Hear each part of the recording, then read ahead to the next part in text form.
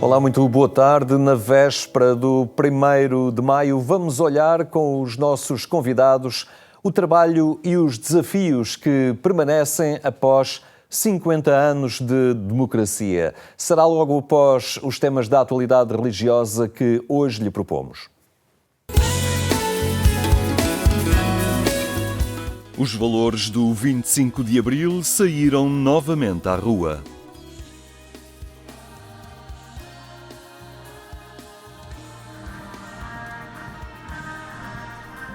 "50 anos depois, os portugueses voltaram à rua para celebrar os valores do 25 de abril de 1974.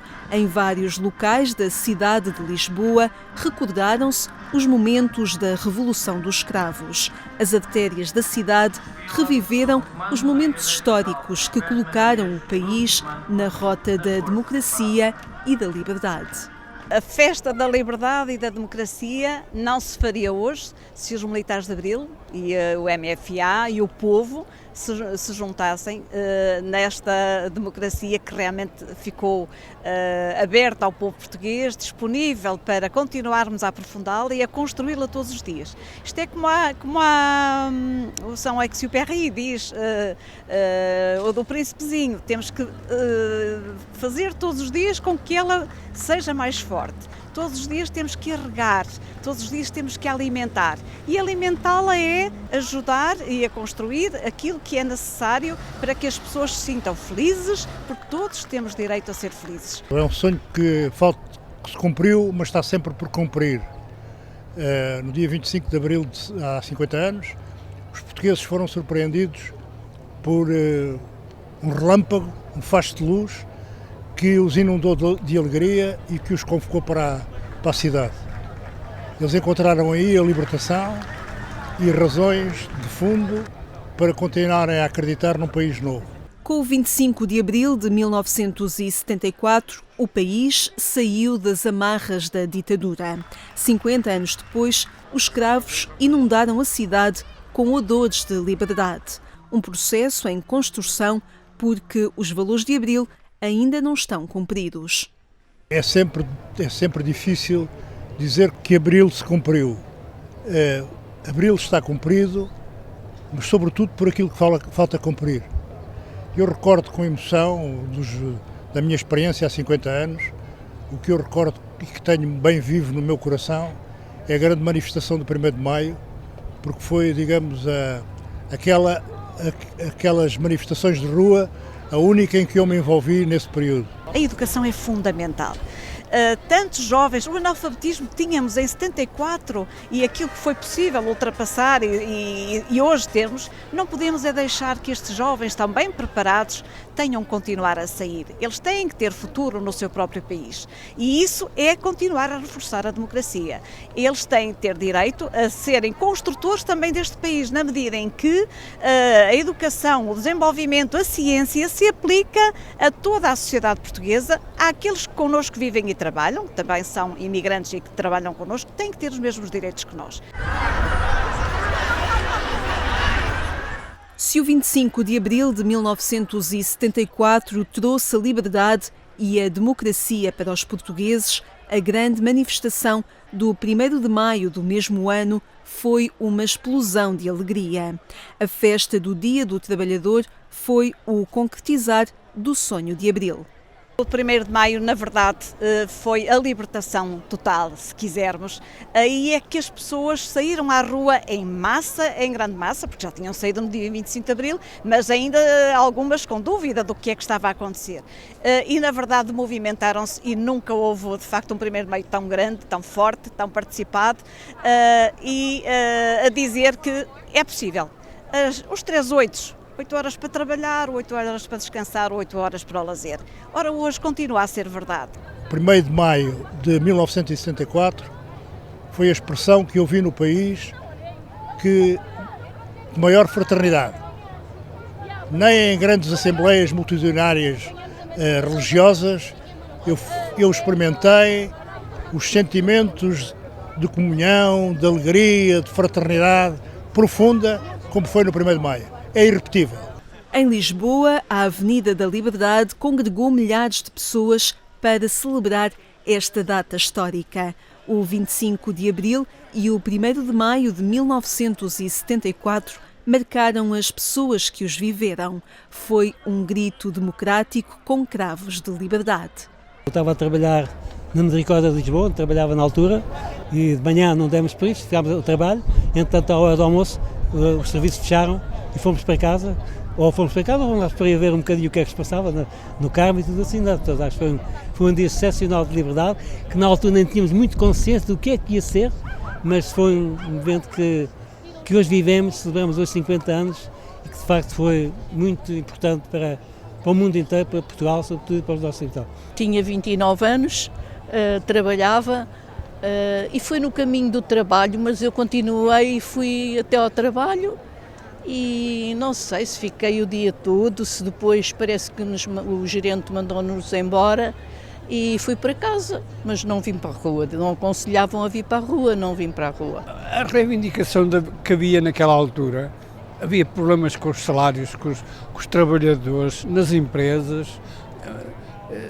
Eu na altura também fui dirigente sindical e nos sindicatos havia muita pressão, mas a pouco e pouco ia-se fazendo alguma coisa. Não queríamos revolucionar tudo, mas queríamos deixar o caminho aberto para conquistar as coisas. Os portugueses recordaram os 50 anos do 25 de abril de 1974, reviveram os valores que a Revolução dos Cravos trouxe para a sociedade. Agência.eclésia.pt é no portal informativo da Igreja Católica que pode encontrar estes temas em atualização. E na véspera do 1º de maio, que se assinala 50 anos após esse 1º de maio vivido na democracia, após a Revolução de Abril, temos entre nós Américo Monteiro, coordenador da Liga Operária Católica, Movimento de Trabalhadores Cristãos, e também Pedro Esteves, presidente da Juventude Operária Católica. Américo Monteiro, obrigado por estar aqui connosco também, aqui nos nossos estúdios. Como é que se vive então este 1º de maio, que faz memória desse primeiro 1º de maio vivido em democracia? Eu penso que por muitas razões este 1º de maio vai ser um tempo forte de festa, também 50 anos do primeiro 1º de maio em liberdade em Portugal, vai ser um tempo forte de festa, mas terá que ser sempre também um tempo de luta. Luta pelo trabalho digno, pela dignidade no trabalho, dignidade na vida, dignidade para se conseguir, dignidade para as famílias operárias, para os trabalhadores. E, portanto, eu penso que vai ser um tempo muito forte, até em comemoração de um 25 de Abril, que também faz os seus 50 anos, e que, digamos, o 1º de Maio veio confirmar que o povo queria um 25 de Abril. Através das vias digitais temos também entre nós Pedro Esteves, que é o presidente da Juventude Operária Católica. Pedro Esteves, agradeço também o facto de se juntar aqui ao nosso programa e pergunto como é que é trabalhar esta questão dos direitos do trabalho, a questão da dignidade laboral, com estas novas gerações que vivem, ao fim e ao cabo, uma relação com o mundo do trabalho mais desmaterializada, digamos, em moldes diferentes daquilo que era o tradicional. Olá, bom dia. É assim, é um pouco diferente trabalhar com pessoas que viveram o 1º de Maio, o primeiro 1º de Maio, por assim dizer, o de 74. Pronto, porque essas pessoas realmente viveram a transição do 25 de Abril para o 1º de Maio e agora este 1º de Maio, hoje em dia, parece que já não diz tanto às pessoas. Pronto, é sempre diferente. Mas a JOC vai desenvolvendo, ao fim e ao cabo, esta consciencialização nos jovens de hoje que o trabalho, ainda que tenha relações laborais diferentes, formas diferentes de exercer a atividade profissional, a questão dos direitos e da garantia do respeito pela dignidade é sempre essencial. Sim, o objetivo principal da JOC é fazer os jovens entenderem, como dizia Cardine, o fundador da JOC, que cada jovem trabalhador vale mais que todo o ouro do mundo. E esse é o nosso objetivo principal, é a evangelização da juventude trabalhadora.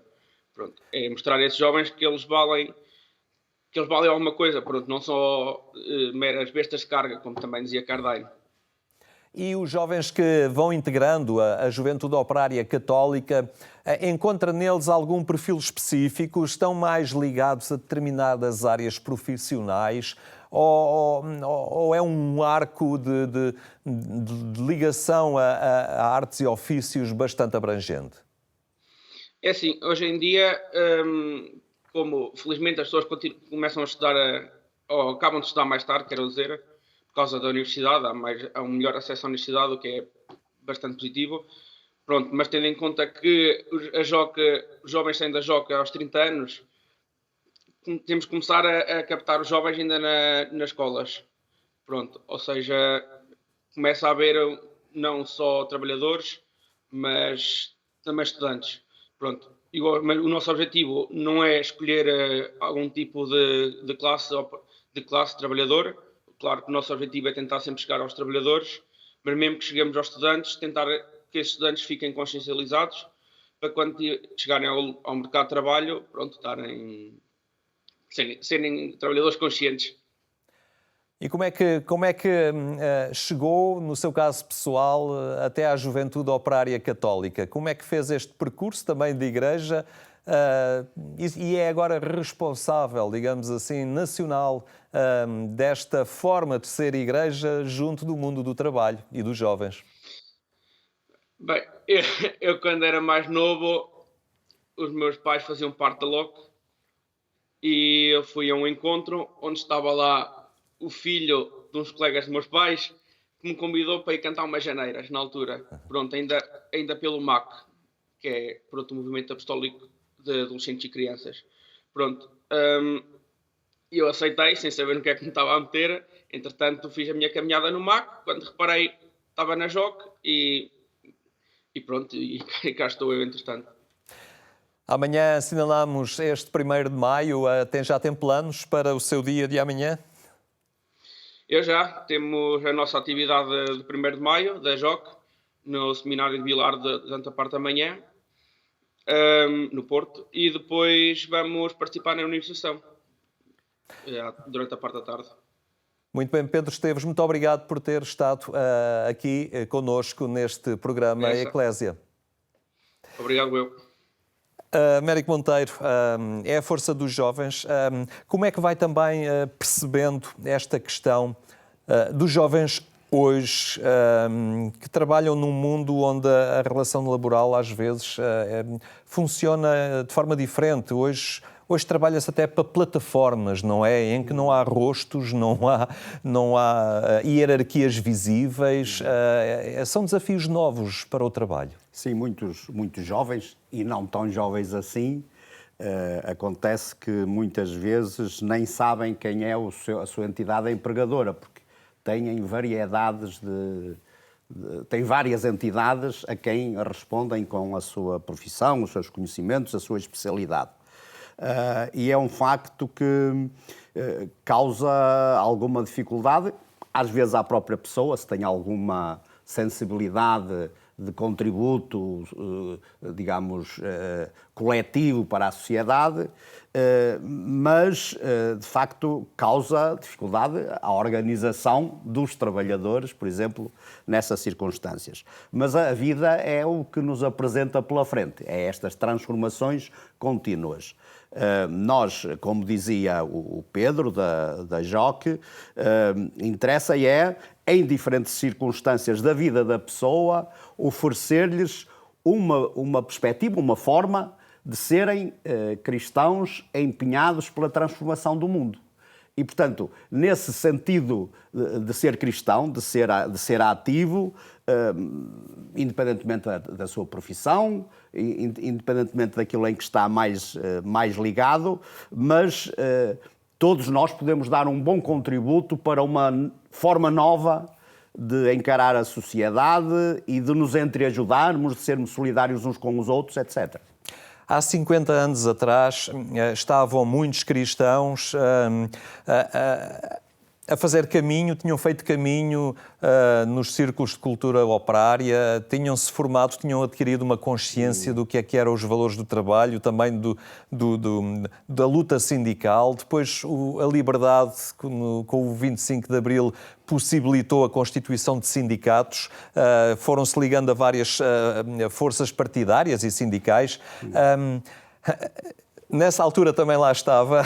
Como é que vê este arco temporal? Eu era ainda muito jovem, mas tinha começado a trabalhar 3 meses antes do 25 de Abril, não é? E, portanto, quer dizer que nesta altura terei 50 anos de trabalho. De facto, não tinha essa perspectiva na altura. Entrei para a JOC, digamos, uns 2 anos depois, 1 ano e tal depois. Mas, de facto, aquilo que nós vamos apercebendo pela vivência da altura, estava eu a preparar o nosso jornal, que vai sair agora também neste período para significar o 1º de Maio. O jornal, com o 25 de Abril, nem saiu durante 2 ou 3 meses, não é? Portanto, porque as atividades dos jovens nessa altura, nesta revolução que contudo mexeu, a revolução dos escravos, que acho que é o melhor nome que lhe podemos pôr, digamos, ocuparam-se em imensas coisas que vinham lutando e que nunca se sabia quando é que se iam atingir, não é? E, portanto, essa vivência nas próprias empresas, etc., criou algum tipo de dinâmica, às vezes alguma dinâmica desorganizada, porque nós não tínhamos experiência anterior dessa dinâmica dos trabalhadores com liberdade, não é? Mas é verdade que foi uma dinâmica boa, o povo com o 1º de Maio aderiu à necessidade de mudança, a essa... Porque, de facto, a história, nós vamos ler a história e vemos que há muita coisa para trás que as pessoas hoje já esqueceram e que a questão da guerra do ultramar, a questão da imigração em massa para fugir à pobreza e, digamos, tentar uma vida melhor para as famílias que eram numerosas, grande parte delas. Mas era as ameaças grande, não é? Era grande, mas as ameaças não desapareceram e hoje têm outros rostos, não é? Tem outros rostos, mas vivemos outra realidade, não é? Não tem nada a ver, felizmente, claro, com o que vivíamos antes do 25 de Abril, não é? Nas nossas casas pobres, com as cozinhas em terra, em chão de terra, não é? Com muita dificuldade de acesso aos transportes, com salários baixíssimos, com um trabalho que era, digamos, de uma obediência extrema a ver se recebia alguma coisa. A sociedade mudou. Não estarmos a dizer que antes é que era bom, não é a situação, felizmente.